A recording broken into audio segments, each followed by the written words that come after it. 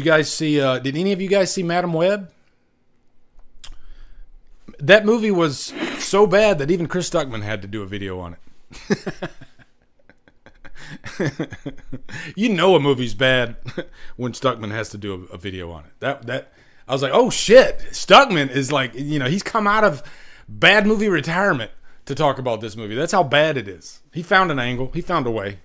God bless him. But yeah, you know what? Sometimes a bad movie brings the world together, right?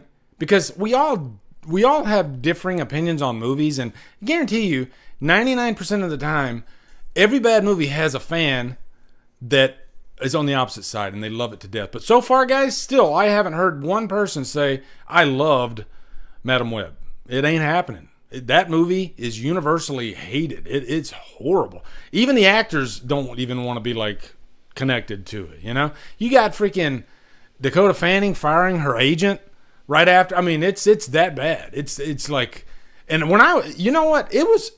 I would say it's impressively bad. You know what I mean? Like, when I'm in the theater and I'm watching this movie, I'm just like, wow, this is really this bad. This actually got greenlit. This went through all the approval stages, and now it's in a theater? Wow. I mean, the creative choices in this movie are just baffling. But you got mad about the marketing for Halloween Ends? Oh boy, you ain't seen nothing yet. Madam Web says, "Hold my beer," okay, or hold my web, because yeah, after watching this movie and knowing the marketing campaign behind this movie, I feel like they gave us exactly what we wanted and more with Halloween Ends, marketing wise, because in Halloween Ends they promised a final showdown. And however we got there, we got a final showdown. Might not have been the showdown that you wanted, but it happened. The trailer in Madam Web promises more than one superhero, 4 superheroes, if you don't include the villain. And in the movie, you got one. Okay? And I was just like, wow, they got balls. They got balls. I say most of the other 3 girls in the trailers, I think they used footage of them being superheroes. And not only are they not superheroes in the movie, but there's no build-up to them being superheroes. There's no evolution to them. Like, they didn't lead you to the cliff eventually before they jump off the cliff and become a superhero at the end of this movie. No. They were still freaking, Waffle House employees or whatever. Who knows what? They had no character arc whatsoever. They were just, working the night shift at Wendy's still by the end of the day. There was no superhero heaven to be had at all. No evolution. Nobody got bit by a radioactive iguana. Nothing. It was nothing. They should have advertised this as Waffle House employee and Madam Web helping out these Waffle House employees. They weren't Waffle House employees, but I'm just being silly. Wow. Impressively bad. Okay? That's what I was thinking. Jesus. Brandon, is it worse than the Marvels? And I actually mentioned this in my review. Technically, yes. But because it's so laughably bad, it might be more enjoyable. It might be more enjoyable. Because I got so many questions about that movie. What the fuck is Uncle Ben doing in there? Because this movie has no future. Like, there's no... We're going to get a part 2 and a part 3 and building up to Uncle Ben becoming the older and being the mentor for Peter. Because Peter's not even born in this movie.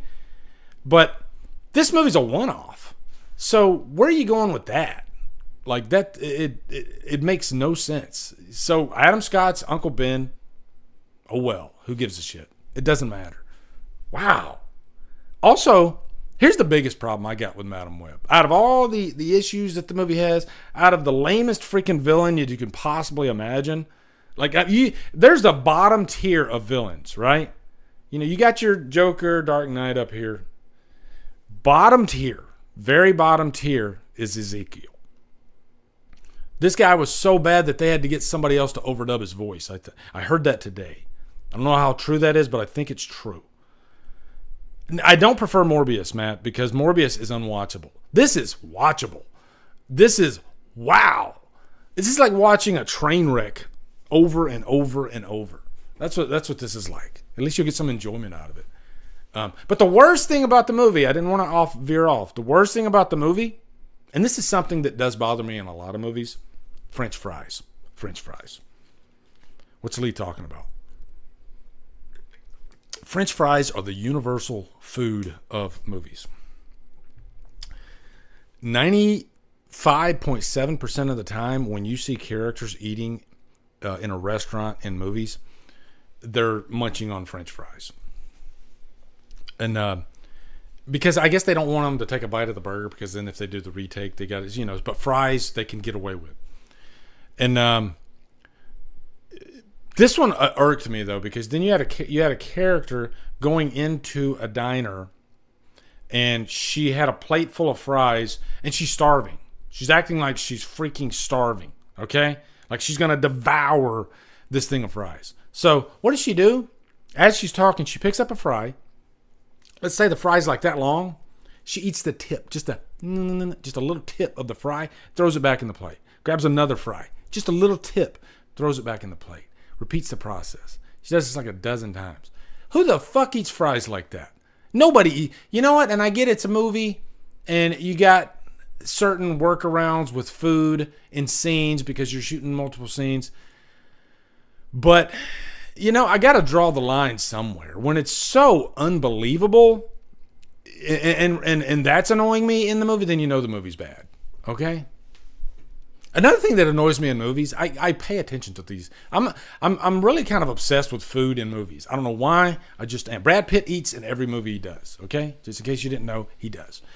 And I respect Brad Pitt because he eats. Like, he really eats. Like, he'll eat half a burger in a scene. He doesn't give a shit. But when characters are at a dinner table, they're always, yeah, I know. I think we should meet at the docks around 12. They're like fake eating, and you can totally tell that they're fake eating, because usually when people are really eating, you can see like a little bit of food in their mouth, but their mouths are completely clean, and they're just like, meet at the docks. What time? 12. It's a pet peeve of mine. And now that I've said that, it's going to annoy you every time you watch it. I'm sorry. What's up, guys? You are at the end of the DDLive clip. What I do is I like to clip these out if I think the topic is important or something that's newsworthy. So thank you for watching. And if you want to watch more, you can go over here. You can go over here. Click on one of those. And hopefully I can do this for 20 seconds, which I think I did. Okay, so yeah, thanks for watching, guys.